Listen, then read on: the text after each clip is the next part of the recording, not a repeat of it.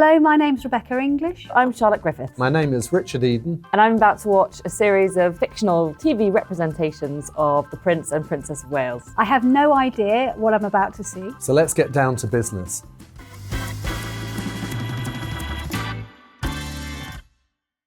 Kate Middleton. Oh, the early days. I know who you are. Oh my gosh, how racy. So this is back at St Andrews University. What's she doing? Slightly cringe. Just kissing you. We're just friends. And it was a friendly kiss. It's quite funny that she's sort of resisting him kissing her. I mean, let's face it, if Prince William kissed you at university, you'd be accepting the kiss, I think. And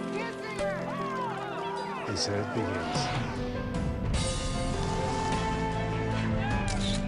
I have to say, this does feel rather American though. Keep your legs firmly together. You do realise the 21st century? Perhaps in your world, but not in his. That's hilarious, but her legs being open, I don't think that ever happened. I think she knew how to conduct herself without having to be taught by some stiff upper lip. I don't know who this woman was supposed to be, but, you know, Catherine was always elegant from the very beginning. I can tell you for sure that never happened. She was a very natural learner.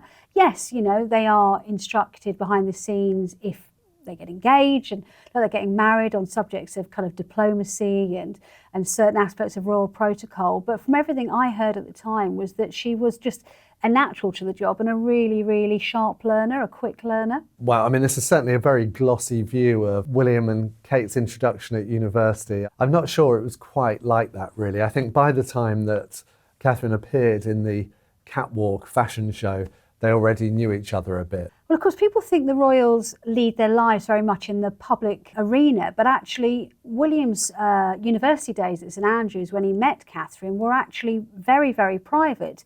So we really only have kind of second or third hand accounts to go on. I suppose for a filmmaker that's ideal because it then means they can let their imagination run riot by drawing on definite things we know that are represented pictorially, like, for example, the moment that Catherine walked down the runway in the fashion show at St Andrews wearing memorably that transparent dress, and William was meant to have said, "Wow, Kate, she's hot."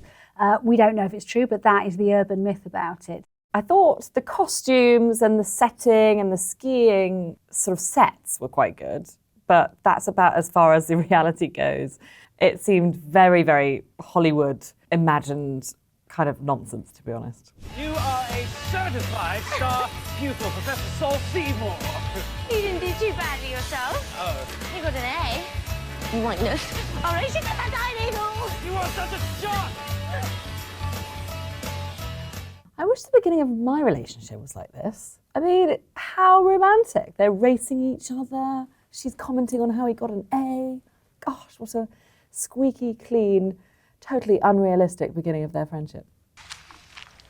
This is very funny. So this is William and Catherine's courtship, or first getting to know each other at St Andrews. And we can see William receiving mobile telephone calls from other girls, clearly, and he chooses to ignore that and says, "Oh, Cynthia can just wait." Keep still there. Gotta respond to tartar sauce there. Tartar sauce. As if Kate eats fish and chips. I refuse to believe that. I was thinking about taking Swahili. You care for a sample? God, this is terrible. Simpsons. I just told you that I love The Simpsons. I'm not sure these pair are really much like William and Catherine, to be honest. But they're getting across the sort of sweet idea of a courtship quite well, and the playfulness. What's going on? I don't think Kate would sort of chew with her mouth open and then pick up the phone and say, "What's going on?" 2 minutes. Okay. Okay, bye. Hot date. My lips are sealed. Oh I'm dear. sworn So secrecy. Catherine's already got a boyfriend by the sounds of it from this clip, and there is some truth in that. He did have a number of girlfriends at the time when they started at St Andrews. Him and Catherine didn't get together initially, and she definitely had another boyfriend when she first met William. This is quite funny. I mean, she's a sort of ladette in this. Maybe it's a beanie or maybe it's a beret, and she sort of slaps him on the back of the shoulder. I don't know. I think their friendship started as her being a little bit more timid. You know, there are accounts of her feeling quite nervous around him at first. But it is true to say that they had a friendship before it became a romance. It's utterly terrible. I'm sorry, I can't soft soap it. And there's one little bit of reality at the beginning where you see William and Catherine on bikes racing to go and have coffee. Now, their relationship is famously competitive. I don't think I've ever been on an engagement with them covering them where they haven't actually tried to kind of outdo each other in a really kind of friendly, affectionate way. So that little bit was true. Now, I love It's really Spitting exciting to be presenting the first ever Earthshot prize. Everything about tonight is green. Even our clothes are recycled. Just the typical things people have around the house. Or garden. These are feathers from a swan that was savaged by a corgi. Tonight is all about spending money to protect the environment. It's always not very wasting it brutal, on Spitting space Image, but rockets kind of like Jeff affectionately Bezos brutal, I and think. William Shatner. But what of mankind's primal urge to reach out and explore, to push back the frontiers of knowledge? That is our essence. Well, yes, but how do we make people wash out their bean tins before they recycle them? The technology we develop on our quest to the stars will answer all your bean tin-related questions. How can you not see this? You, a prince. Why don't you pick on someone your own age, Shatner? It's really okay. Oh, no, it isn't. Come on, Shatner, you blathering space... Of champions. We'll have to use language like this in our programme. So be it. This is brilliant. I love this. I never saw this originally. You're strong for an This is so good. environmentalist. Okay, it's not royal, but they've got Attenborough so spot on. And he's become so synonymous with the royal family now. And he's really good friends with the Queen. He's 99. He's still with us. I always think of David Attenborough, weirdly, as a sort of extension of the royal family these days.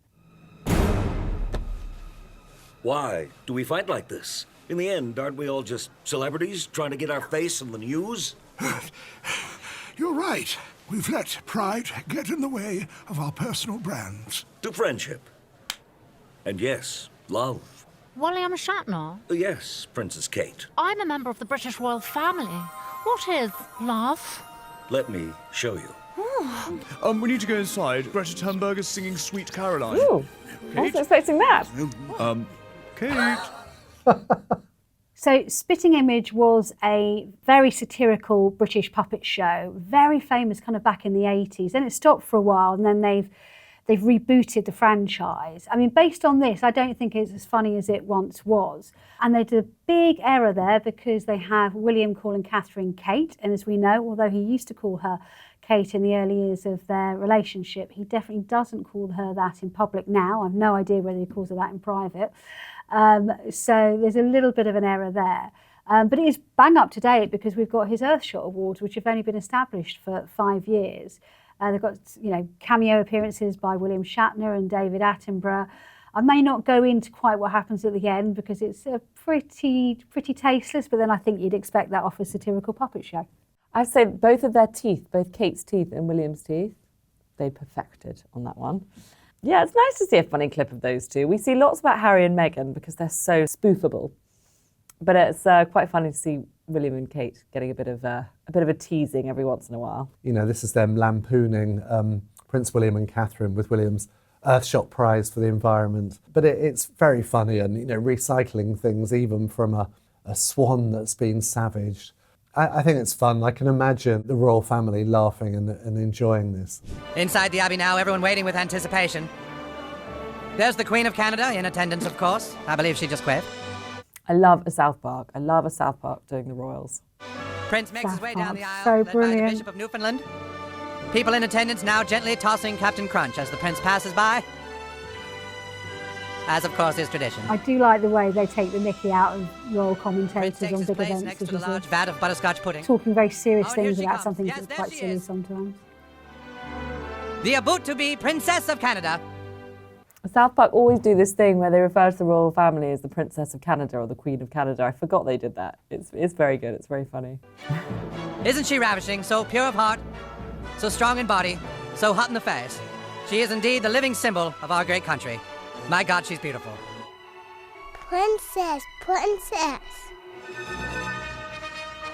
Canadian Prince now dipping his arms into the pudding, as is tradition. Is butterscotch pudding a thing in Canada? Arms, thus symbolizing their union. What a glorious day for our country and indeed the world.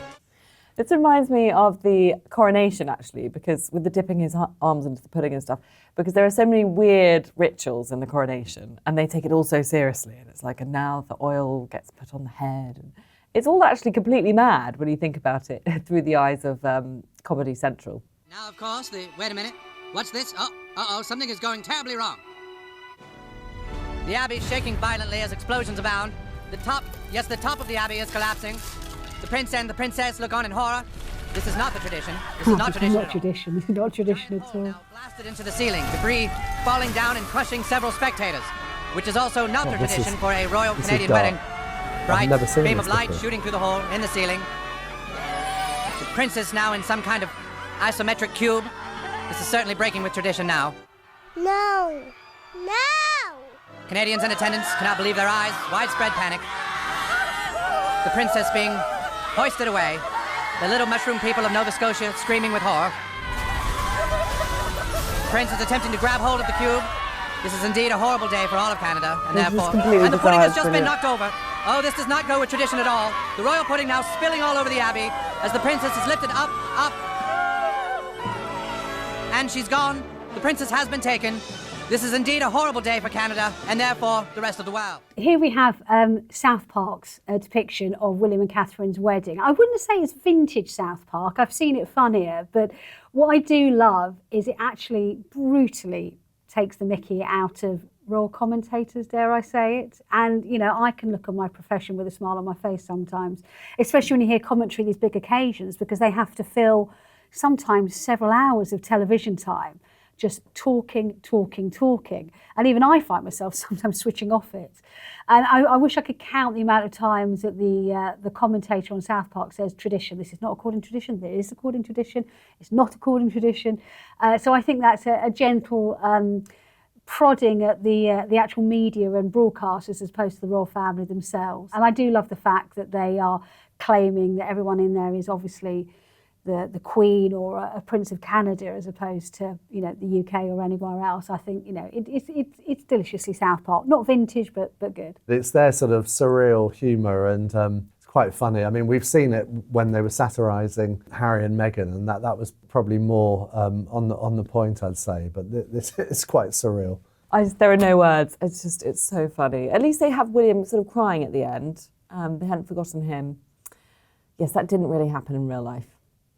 If you're enjoying this as much as I am, don't forget to subscribe to the Daily Mail Royals channel.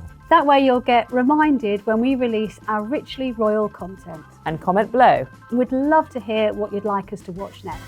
Hello. I'm in the room directly above you. So it's you that's been keeping me up at night? Oh, my roommate. If it's any consolation, her noise keeps me up too. I only noticed you in the room below because they came to sweep us for bugs. The Netflix ones, it's obviously got a bigger budget. I think this is definitely one of the better portrayals of Catherine, I have to say, and because it's in The Crown, that's not surprising. It was quite tough, wasn't it? Yeah. I bet you excelled. You seem like the type who excels at everything. So in this, she's saying she did the Gap Year Rally International competition, and he's surprised, saying you did that too. But we do know that she moved on, I think, to do the Rally International. I don't think it was part of her original plan.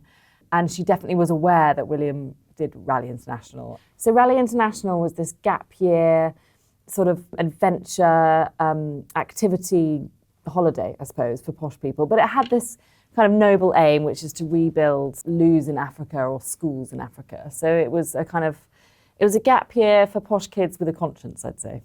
I don't know, there's always been this rumour that she sort of deliberately did it as a way to get close to him, but we will never know. You obviously also like flirting as soon as my back is turned. We're on the same course. That's a bit out of order. We were just talking about an essay. And how exceptional Kate is. I'm sorry, would you mind Yes, as that happens, I would.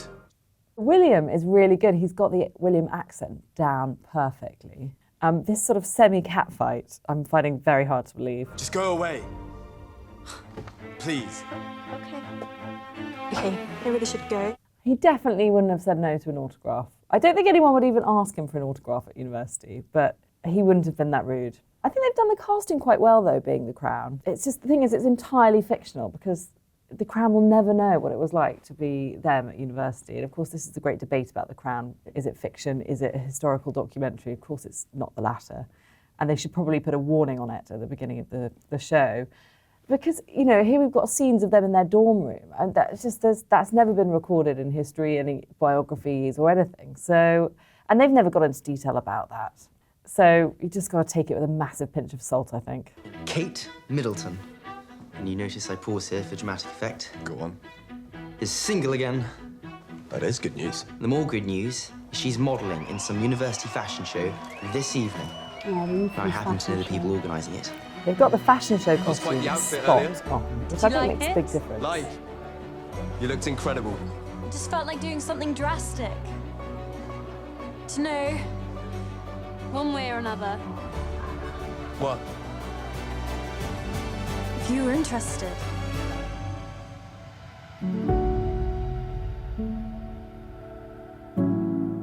Oh, that's nice. It's their first kiss. It's St Andrews. Yeah. Tomorrow. I'm looking at a couple of houses for next year. Have you decided who you're going to live with? There's this place on Hope Street which looks good, I like Hope Street. but it's got 4 bedrooms and there's just 3 of us. Unless you happen to know a 4th. It's interesting that they're setting up there the fact that they live together. I've always found that really interesting that they actually lived together before they became a couple, which is highly unusual. I remember when I was at university, you didn't live, actually we all lived with other girls, you know. It was quite unusual to decide so soon after Freshers' Week to live with other boys, let alone Prince William. These are 2 good young actors, and I think it's quite a convincing performance of what they could have been like. I mean, come on, it's complete guesswork. We don't know in reality how they behaved towards each other, what they said, but as a drama, it's quite convincing. And we can only guess that something like this happened, and then obviously you have a happy ending of them finally getting together, which did actually happen, my understanding is, after they moved in together following their first year in halls of residence, when they finally moved into a flat share with another one of their friends, Ollie Baker. But again, a lot of it is guesstimate. I mean, people will love it because they love the way the Crown portrays things. For me, I find it a little bit too cringe.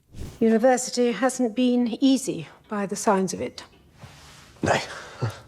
If what Harry said is true, and your dissatisfaction has more to do with affairs of the heart, well, what else would one call it? This really was a magnificent Dating. portrayal of the Queen, I have to say. Yes. I don't know that word because we didn't do that in my day. We met someone, then married them and got on with it. I think the script really spells it out here. Dating, I don't know that word because I'm the Queen of England. I think a little bit hammy. Also, the Queen didn't have this kind of conversation with any family member. You know, even with Charles and Diana, Diana used to have to sneak in to find the Queen to talk about emotions and feelings, and the Queen would shut down. She hated talking about things like this. I just don't think she was talking about dating with her grandson. It just wouldn't have happened. There's certainly no danger of marriage in this case. No danger of dating either. I made a mess of it. And you don't want to hear anything about other fish in the sea? Now, William was close Or encouragement to the Queen, make but I'm another not sure go this of is it. the kind of conversation they would have Well, had. if I did that, it would be another word you don't know. Stalking. Actually, I do know that word. Oh. Don't lose faith. I'm a firm believer that what is meant for you won't pass you by. He makes sure of that. Now, we see a moment in The Crown where William is having a candid conversation with his grandmother, Her Majesty late Queen Elizabeth.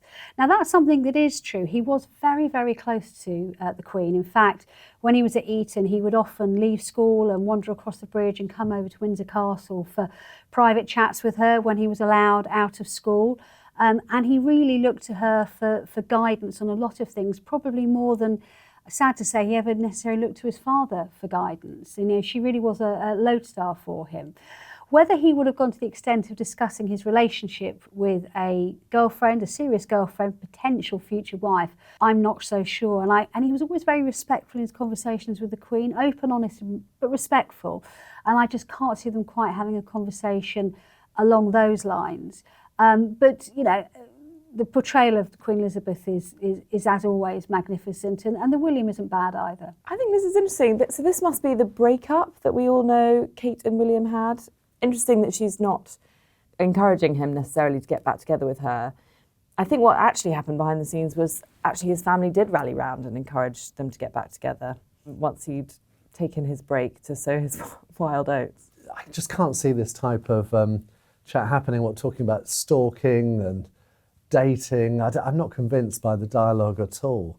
What this refers to is a real life incident where Prince William did consider leaving university. I think he thought he might have made a mistake for various reasons. I'm not sure it was to do with dating. I think that's something they've invented. But certainly there was a wobble. He wasn't sure. You know, St Andrews is a long way from London and Windsor, and I think he was having second thoughts. So it's the idea that the Queen could offer some advice. I mean, my goodness, I'm not sure the Queen would have been very well placed to give advice about university. She didn't go to university. She didn't even attend school. She was just given tutorial in what it was felt that she should know. So I'm not sure that he probably would have lent on the Queen for advice. Well, that was fun. I wasn't expecting to laugh that much, actually. If you want to see more content like this, subscribe to the Daily Mail Royals channel. That way you'll be reminded when we release our richly royal content twice weekly. Like and leave a comment if you fancy. And we'll see you soon on Acting Royal. Cheerio.